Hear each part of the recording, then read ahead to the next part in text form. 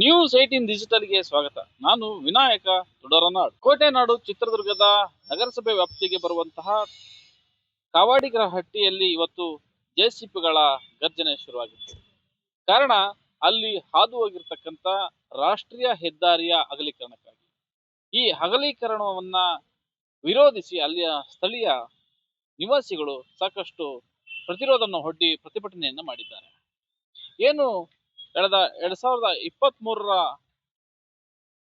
ಸಂದರ್ಭದಲ್ಲಿ ಅಲ್ಲಿ ಕಲುಷಿತ ನೀರಿನ ಪ್ರಕರಣ ನಡೆದು ಸುಮಾರು 6ರಿಂದ 7 ಜನ ಸಾವನ್ನಪ್ಪಿದ್ರು. ಆ ಸಂದರ್ಭದಲ್ಲಿ ಅಲ್ಲಿಗೆ ಸ್ವತಃ ಭೇಟಿ ನೀಡಿದ್ದಂತ ಸಿಎಂ ಸಿದ್ದರಾಮಯ್ಯ ಮತ್ತು ಸಚಿವರು ಕೂಡ ಆ ಜನರ ಅಹವಾಲುಗಳನ್ನ ಸ್ವೀಕರಿಸುವಂತ ಕೆಲಸವನ್ನ ಮಾಡಿದ್ರು. ಅದರಲ್ಲಿ ಪ್ರಮುಖವಾಗಿ ಏನು ಅಲ್ಲಿ ಹಾದು ಹೋಗಿರ್ತಕ್ಕಂಥ ರಸ್ತೆ ಏನಿದೆ, ಆ ರಸ್ತೆ ರಾಷ್ಟ್ರೀಯ ಹೆದ್ದಾರಿಗೆ ಸೇರ್ತಕ್ಕಂಥದ್ದು. ಆ ರಾಷ್ಟ್ರೀಯ ಹೆದ್ದಾರಿಯ ರಸ್ತೆಯನ್ನ ಅಗಲೀಕರಣ ಮಾಡ್ಲಿಕ್ಕಾಗಿ ಈಗಾಗಲೇ ಸರ್ವೆಯನ್ನ ಮಾಡಿದ್ದಾರೆ, ಭೂ ಸ್ವಾಧೀನ ಪ್ರಕ್ರಿಯೆಯನ್ನ ಶುರು ಮಾಡಿದ್ದಾರೆ. ಅದರಿಂದಾಗಿ ಅಲ್ಲಿ ರಸ್ತೆ ಬದಿಯಲ್ಲಿರ್ತಕ್ಕಂಥ ಸುಮಾರು 45ರಿಂದ 50 ಮನೆಗಳು ಆ ರಸ್ತೆಗೆ ಅಗಲೀಕರಣಕ್ಕಾಗಿ ಹೋಗ್ತಾ ಇದ್ದಾವೆ. ಹಾಗಾಗಿ ಆ ನಿವಾಸಿಗಳು ನಿಜಕ್ಕೂ ಕೂಡ ಸಂಕಷ್ಟಕ್ಕೆ ಒಳಪಡುವಂತ ಸಂದರ್ಭ ಎದುರಾಗಿದೆ. ಅವರಿಗೆ ಆ ಕವಾಡಿಗರಹಟ್ಟಿ ನಿವಾಸಿಗಳಿಗೆ ಹೊಸ ನಿವೇಶನಗಳನ್ನ ಬದಲಿಯಾಗಿ ಕೊಡಬೇಕು ಅನ್ನುವಂತ ಆಗ್ರಹವನ್ನ ಸಿಎಂ ಸಿದ್ದರಾಮಯ್ಯ ಅವರಿಗೆ ಮಾಡಿದ್ರು.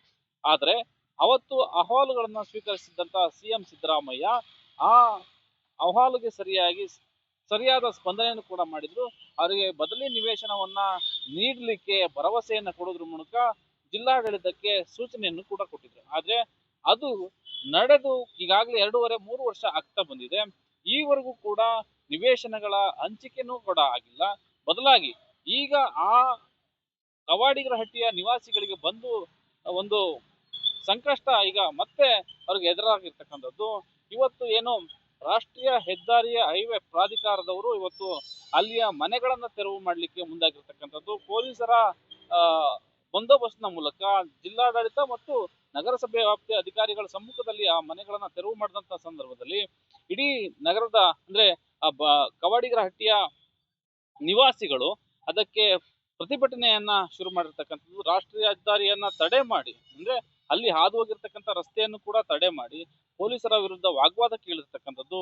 ಮನೆಯನ್ನ ಕೆಡವುವಂತ ಕೆಲಸಕ್ಕೆ ಮುಂದಾಗಿದ್ದಂತ ಜೆಸಿಬಿ ಮತ್ತು ಇಟಾಚಿಗಳನ್ನ ತಡೆಯುವಂತ ಕೆಲಸವನ್ನು ಕೂಡ ಮಾಡಿದ್ರು. ಇದರ ಸಂದರ್ಭದಲ್ಲಿ ಸಾಕಷ್ಟು ಅಧಿಕಾರಿಗಳಿಗೂ ಮತ್ತು ಅಲ್ಲಿ ನಿವಾಸಿಗಳಿಗೂ ಕೂಡ ಸಾಕಷ್ಟು ವಾಗ್ವಾದವೂ ಕೂಡ ಆಯಿತು.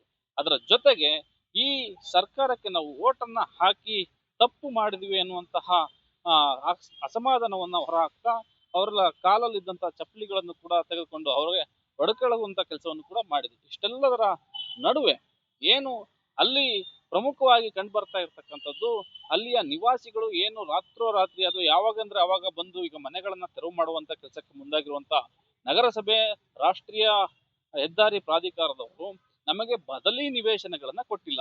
ಈಗ ಯಾರು ನಾವೆಲ್ಲ ಬಡವ ಕುಟುಂಬಗಳಿದ್ದೇವೆ, ಕೂಲಿ ನಾಲಿ ಮಾಡಿ ಬದುಕುವಂತ ಸ್ಥಿತಿಯಲ್ಲಿದ್ದೇವೆ, ಮಕ್ಕಳು ಮರಿಗಳನ್ನ ಕಟ್ಕೊಂಡು ಜೀವನ ಮಾಡ್ತಿರುವಂತ ನಾವು ಈಗ ಮನೆಗಳನ್ನ ಬಿಟ್ಟು ಬೇರೆ ಕಡೆ ಹೋಗಿ ಬೀದಿಗೆ ಬೀಳುವಂತ ಪರಿಸ್ಥಿತಿ ಬಂದಿದೆ. ಆದ್ರೆ ಇದನ್ಯಾವುದನ್ನು ಕೂಡ ಗಮನಕ್ಕೆ ತೆಗೆದುಕೊಳ್ಳದೆ ಇರತಕ್ಕಂತ ಈ ಆಡಳಿತ ವರ್ಗ ಅಧಿಕಾರಿಗಳು ನಮ್ಮನ್ನ ಹೊಕ್ಕಲೆಬ್ಬಿಸುವಂತ ಕೆಲಸಕ್ಕೆ ಮುಂದಾಗಿದ್ದಾರೆ.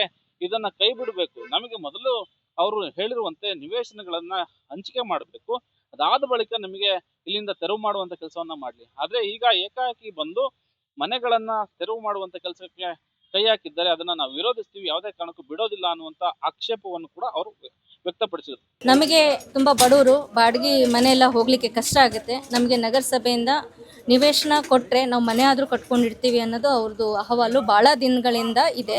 ಅದು ಸಂಬಂಧಪಟ್ಟಂಗೆ ಈ ಹಿಂದೆ ನಾವು ಶಾಸಕರ ಅಧ್ಯಕ್ಷತೆಯಲ್ಲಿ ನಮ್ಮ ನಗರಸಭೆಯಿಂದ ನಾವು ಮೀಟಿಂಗನ್ನು ಮಾಡಿದ್ದೀವಿ. ಆ ಮೀಟಿಂಗಲ್ಲೂ ಸಹ ಏನು ನ್ಯಾಷನಲ್ ಹೈವೇದವರು ಕಾಂಪನ್ಸೇಷನ್ ಕೊಟ್ಟಿದ್ದಾರೆ ಆ ಪಟ್ಟಿಯನ್ನು ನಾವು ತೊಗೊಂಡ್ಬಿಟ್ಟು ಆಮೇಲೆ ಈ ಹಿಂದೆ ಇದ್ದಂಥ ಕಮಿಷನರು ಸಹ ಸ್ಥಳ ಪರಿಶೀಲನೆ ಮಾಡಿ ಪ್ರತಿಯೊಂದನ್ನು ಸಹ ತಯಾರು ಮಾಡಿದ್ದಾರೆ. ಅದೇ ರೀತಿ ನಾವು ಮತ್ತೆ ಮೊನ್ನೆ ಲಾಸ್ಟ್ ವೀಕು ಒಂದು ಪರಿಶೀಲನೆಗೆ ಬಂದಿದ್ವಿ.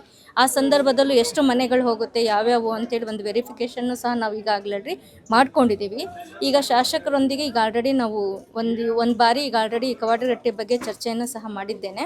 ನೆಕ್ಸ್ಟ್ ಮುಂದಿನ ಒಂದು 15 ದಿವಸದೊಳಗಾಗಿ ಶಾಸಕರೊಂದಿಗೆ ಒಂದು ಸಭೆಯನ್ನು ಕರೆದು ಆಶ್ರಯ ಮೀಟಿಂಗಲ್ಲಿ ಯಾರು ನಿವೇಶನ ರಹಿತರಿದ್ದಾರೆ ಖಂಡಿತವಾಗಿಯೂ ಅವರಿಗೆ ನಾವು ಮನೆ ಕೊಡಲಿಕ್ಕೆ ಮುಂದಿನ ದಿನಗಳಲ್ಲಿ ಪ್ರೋಸೆಸ್ಸನ್ನು ಮಾಡ್ತೀವಿ ಅಂತೇಳಿ ನಾನು ತಿಳಿಸ್ತೀನಿ. ನಮ್ಮಲ್ಲಿ ನಿವೇಶನಗಳು ಇದೆ, ಆಲ್ರೆಡಿ ಫಾರ್ಮೇಷನ್ ಆಗಿದ್ದಾವೆ.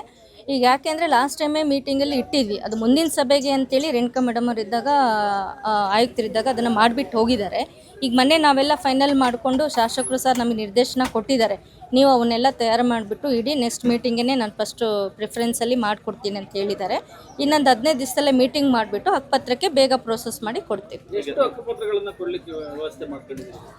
ನಾವು ನ್ಯಾಷನಲ್ ಹೈವೇದಿಂದ ಪಟ್ಟಿಯನ್ನು ತೊಗೊಂಡಿದ್ದೀವಿ ಈಗ ಆಲ್ರೆಡಿ 39 ಜನ, ಮತ್ತು ಅವ್ರ ಪಟ್ಟಿ ಹಾಗೂ 16 ಜನ ಏನು ಅಂದರೆ ಕೆಲವೊಂದು ನಿವೇಶನಗಳು ರೆವಿನ್ಯೂ ಲ್ಯಾಂಡಲ್ಲೂ ಸಹ ಇದೆ, ಅವರಿಗೂ ಸಹ ಕಾಂಪನ್ಸೇಷನ್ ಕೊಟ್ಟಿದ್ದಾರೆ. ರೆವಿನ್ಯೂ ಲ್ಯಾಂಡಿಗೆ ನಮಗೆ ಕೊಡ್ಲಿಕ್ಕೆ ಬರೋದಿಲ್ಲ, ಅವ್ರು ಯಾರ್ದು ನಿವೇಶನ ಇದೆ ದಾಖಲಾತಿ ಏನಿದೆ ಅವನ್ನೆಲ್ಲ ನಾವು ವೆರಿಫಿಕೇಷನ್ ಮಾಡ್ಕೊಂಡ್ಬಿಟ್ಟು 39 ಪಟ್ಟಿ ಕೊಟ್ಟಿದ್ದಾರೆ. ಮತ್ತು ಇನ್ನೊಂದು ಏನಾದರೂ ಅಡಿಷನ್ಸ್ ಇದ್ದರೆ ಚೆಕ್ ಮಾಡಿಬಿಟ್ಟು ಮಾಡಿಕೊಡ್ತೇವೆ.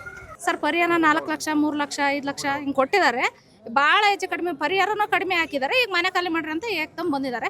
ಅದು ಯಾರೋ ಒಬ್ರ ಹತ್ರ ಬಂದು ನಾವು ಮನೆ ಖಾಲಿ ಮಾಡ್ತೀವಿ ಅಂತ ಹೇಳೋಗ್ತಾರೆ ಸರ್. ನಮ್ಮ ಹತ್ರ ಡೈರೆಕ್ಟಾಗಿ ಬರೋಂಗಿಲ್ಲ, ನಮ್ಮ ಹತ್ರ ಹೇಳಂಗಿಲ್ಲ ಖಾಲಿ ಮಾಡ್ರಿ ಅಂತ. ಯಾರ ಹತ್ರ ಬರೋದು ಒಬ್ರ ಹತ್ರ ಹೇಳಿ ಹೋಗ್ತಾರೆ, ಆಮೇಲೆ ಅವ್ರು ಬರೋದು ನಮಗೆ ಹೇಳೋದು ಖಾಲಿ ಮಾಡೋಕೆ ಇವಾಗ ಬರ್ತಾರಂತೆ, ನಾವು ಈಗ ಖಾಲಿ ಮಾಡಲೇಬೇಕು, ನೀವು 2 ದಿನದಾಗ ಖಾಲಿ ಮಾಡ್ಬೇಕು, 3 ದಿನದಾಗ ಖಾಲಿ. ಯಾರೋ ಒಬ್ರು ಖಾಲಿ ಮಾಡ್ತಾರೆ ಸರ್, ನಮಗೆ ಇರೋಕ್ಕೆ ಜಾಗ ಇಲ್ಲ, ನಾವು ಎಲ್ಲಿ ಖಾಲಿ ಮಾಡೋದು ಇಲ್ಲ, ಹಕ್ಕುಪತ್ರ ಕೊಡೋವರೆಗೂ ನಾವು ಎಲ್ಲಿ ಹೋಗೋದಿಲ್ಲ ಸರ್. ಹೇಳಿದ್ರು ಸರ್ ನಿವೇಶನನೇ ಮಾಡ್ಕೊಡ್ಬೇಕಂತ ಹೇಳಿದ್ರು ಸರ್ ಅವರು. ಅಧಿಕಾರಿಗಳು ಏನು ಹೇಳ್ತಿಲ್ಲ ಸರ್, ಕೊಡ್ತೀವಿ ಅಂತಂದ್ರೆ ಯಾರು ಕೊಡ್ತಾ ಇಲ್ಲ. ನಾವು 5-6 ವರ್ಷಕ್ಕಿಲ್ಗೂ ನಾವು ಓಡಾಡ್ತಾನೆ ಇದೀವಿ, ಯಾರು ನಮಗೆ ಏನು ಸ್ಪಂದಿಸ್ತಿಲ್ಲ. ಶಾಸಕರು ಈಗ ಮುಂಚೆ ಎಲ್ಲ ಹೋಗಿದ್ವಿ ಸರ್, ಆಗ್ತವೆ ಮಾಡ್ಕೊಡ್ತೀವಿ ಅಂತ ಹೇಳಿದ್ರು. ಈಗ ಅವ್ರು ನೋಡಿದ್ರೆ ಒಳಗಿದ್ದ ದೃಷ್ಟಿನ ಇವಾಗ ಹೊರಗೆ ಬಂದಿದ್ದಾರೆ, ಆದ್ರೂ ನಾವು ಅವ್ರನ್ನ ಇಷ್ಟು ದಿನ ಭೇಟಿ ಆಗಿಲ್ಲ. ನಮ್ಮ ರೋಡ್ಗಳಿಗೆ ಮನೆಗಳು ಹೋಗ್ತದವೆ, ಅವ್ರು ನೋಡಿದ್ರೆ ಇವಾಗ ಖಾಲಿ ಮಾಡೋಂತ ಏಕ್ದಮ್ ಬಂದಿದ್ದಾರೆ. ನಾವೀಗ ಸಣ್ಣ ಮಕ್ಳು ಮರಿ ಕಟ್ಕೊಂಡು ನಾವು ಬೀದಾಗಿರೋಕ್ಕಾಗಲ್ಲ, ನಾವು ಸೈಟ್ ಕೊಡೋವರೆಗೂ ನಾವು ಮನೆ ಖಾಲಿ ಮಾಡಲ್ಲ. ಈಗ ಬೇಕಾದ್ರೆ ಅವ್ರಿಗೆ ದುಡ್ಡು ಬೇಕಾದ್ರೆ ವಾಪಸ್ ಹಾಕ್ತೀವಿ ನಾವು.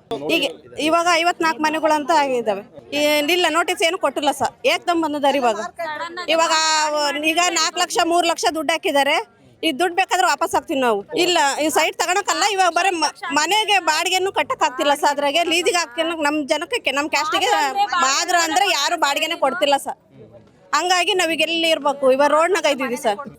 ಭಾಳ ಸಮಸ್ಯೆ ಆಕತ್ತ ಸರ್. ನಾವು ಉಳ್ಕೊಳೋದೆಲ್ಲಿ ಮಾಡ್ಕೊಂಡು ತಿನ್ನೋದೆಲ್ಲಿ, ಸಣ್ಣ ಮಕ್ಳು ಮರಿ ಇಟ್ಕೊಂಡು ನಾವು ರೋಡ್ನಾಗ ಇರ್ಬೇಕು ಸರ್. ನಮಗೆ ಉಳ್ಕೊಳಕ್ಕೂ ಎಲ್ಲಿ ಜಾಗನೂ ಇಲ್ಲ ಸರ್. ಈಗ ಅಧಿಕಾರಿಗಳು ಇನ್ನೊಂದು ಇವಾಗೆಲ್ಲ ಅಪ್ರೂವಲ್ ಆಗೈತೆ ಕೊಡ್ತೀವಿ, ಇನ್ನೊಂದು 8-10 ದಿನ 15 ದಿನ ಅಂತ ಅವ್ರು ಟೈಮ್ ಹೇಳ್ತಿದ್ದಾರೆ ಸರ್. ನಾವು ಇವಾಗ ನಾವೆಲ್ಲಿಗೆ ಹೋಗ್ಬೇಕಂತ ನಮಗೆ ಗೊತ್ತಾಗ್ತಿಲ್ಲ ಸರ್. ಈಗ ಆದ್ರೆ ಏನು ಡಿಸೆಂಬರ್ ಅಲ್ಲಿ ನೋಟಿಸ್ ನೀಡಿದಂತ ಅಧಿಕಾರಿಗಳು ಈಗಾಗಲೇ ಅವರಿಗೆ ಸರಿಯಾದ ಅಂದ್ರೆ ಆ ಜಾಗಕ್ಕೆ ಯಾರ್ಯಾರು ಆ ಮನೆಗಳಲ್ಲಿ ವಾಸ ಮಾಡ್ತಿದ್ದಾರೆ ಅದರ ಅಳತೆ ಅನುಸಾರ ಅವರ ಖಾತೆ ಇದ್ದವರಿಗೆ ಒಂದು ಮತ್ತೆ ಖಾತೆ ಇಲ್ಲದೆ ಅವರಿಗೆ ಇನ್ನೊಂದು ರೀತಿಯ ಪರಿಹಾರವನ್ನು ಕೂಡ ಕೊಟ್ಟಿದ್ದೇವೆ.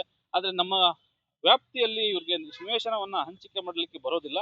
ಹಾಗಾಗಿ ಅವ್ರ ಮನೆಯನ್ನ ಖಾಲಿ ಮಾಡಲೇಬೇಕು ಅನ್ನುವಂತ ಒತ್ತಾಯವನ್ನು ಕೂಡ ಅವ್ರಿಗೆ ಮಾಡುವ ಮೂಲಕ ಮನೆಗಳನ್ನ ತೆರವು ಮಾಡಲಿಕ್ಕೆ ಮುಂದಾಗಿದ್ದಂಥದ್ದು.